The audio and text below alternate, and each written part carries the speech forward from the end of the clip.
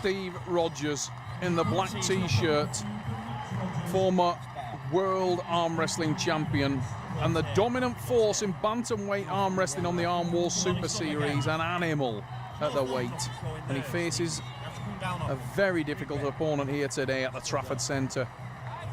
David Vitry of France. The man in the red shirt has massive levers for a bantamweight. He's huge at this weight class. Very difficult to set him up there using that height on the hand. And Steve unhappy throughout the early part of proceedings here in match one.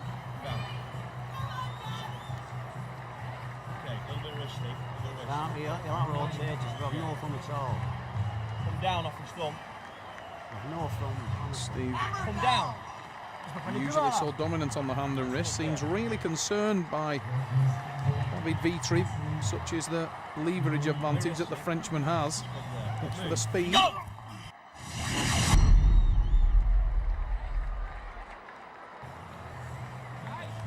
Very hard to set up with, very fast, and the man came to win.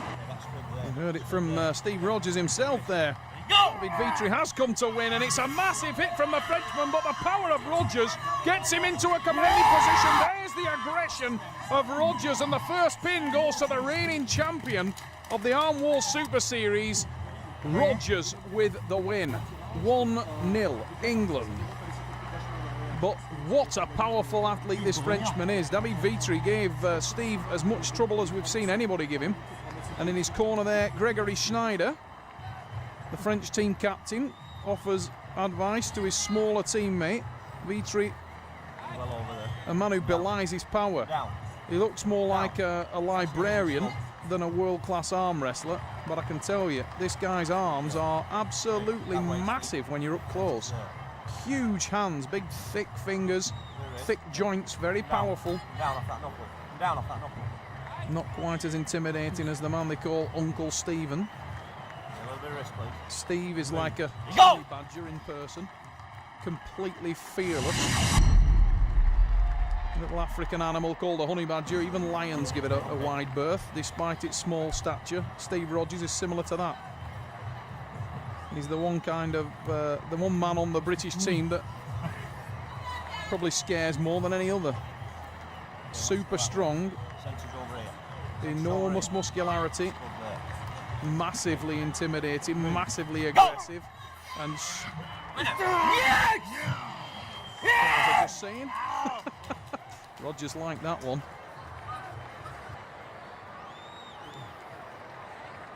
Steve Rogers. You could see on the replay, look at the explosion from Rogers after that win.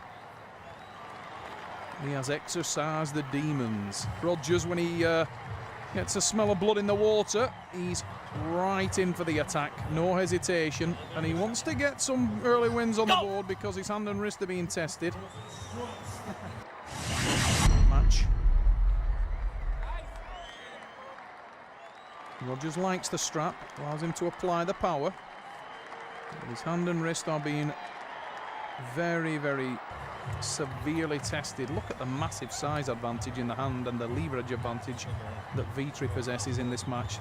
The Frenchman has huge forearms. What an excellent hit from David Vitry. Gets into the hand and wrist. Oh, this is excellent stuff from the Frenchman. Vitry now takes control of the match, and Rogers comes in, tries to settle behind his power. Now we see Steve tested. He's 2-0 up in this match. He moves across, and you can see he's the man with the stronger arm. If it comes to power, Steve Rogers could arm wrestle this match while having a cup of coffee. But it's not just about power. It's about leverage, and it's about speed, and it's about desire to win. And David Vitry possesses a number of those elements, and that's the win. Vitry with the win. The Frenchman is on the board. Yeah. Ian Stones. I don't know he's getting out. He's just bailing, isn't he? Yeah. From the freak shop, teammate of Steve Rogers, trying to offer some advice to his teammate there. He's just bailing there, and that's probably right to tail it. Right at that. Keeping hold on, isn't it? Yeah. He was really, really strong. His hand and wrist was ridiculous. Again, Steve Rogers giving some feedback. Post-match feedback there, a little bit of reflective stuff, but Rogers really struggling at this point, as is absolutely evident in this match. David Vitry there was all over the hand and wrist of the world champion. Rogers, his massive back, does a lot of work for him, but he can't apply that power if he can't win the match on the hand and wrist. Steve Rogers goes into the straps again. Now look for the big attack from Rogers. He's whomping in front and straight away, as I thought, Rogers goes to get on the A side and he applies the horsepower now. And nobody has more than Steve Rogers. Oh, Vitry is in a tremendous position though. Surely the Frenchman can take it from there. He's got total hand control and he looks relaxed in the face. But he's underestimated the effort from Rogers and the commitment from Rogers. Steve Rogers drives for the path. Winner Rogers, the world champion, just showed why. What a battle. Rogers with the win. And he goes 3-1 up. Unbelievable match at the Trafford Centre. What a war. I had more arm than him, but he had more hand and wrist, and I burned out. Steve Rogers, look at that on the replay. Vitry's in a fantastic position, and he must have thought he'd done enough at this point. All over Rogers, but Rogers' commitment is absolutely immoral.